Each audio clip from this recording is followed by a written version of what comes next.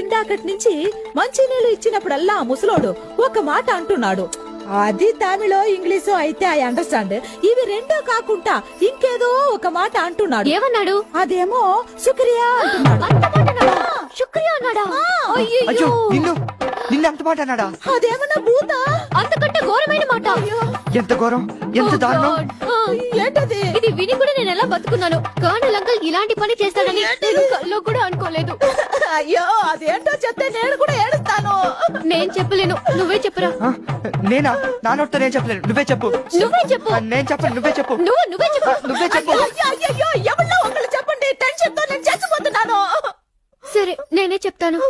శుక్రియా అంటే అంటే శుక్రియా. I love you. Tarun, current పోయింది, నేను వెళ్ళొస్తాను. బజ్జీలు తింటారా అంకుల్? వద్దు తరుణ్, నాకు అల్సర్. ఓహో. రుకు, శుక్రియా. మన ముందే అనేసాడు. అంటాడు. ఈ రుక్కుతో పెట్టుకుంటే ముక్కు పచ్చడైపోతుందని తెలిసేదాకా అంటూనే ఉన్నాడు. ఇంకొకసారి నన్ను చూసి ఆ మాట అనని చెప్తా.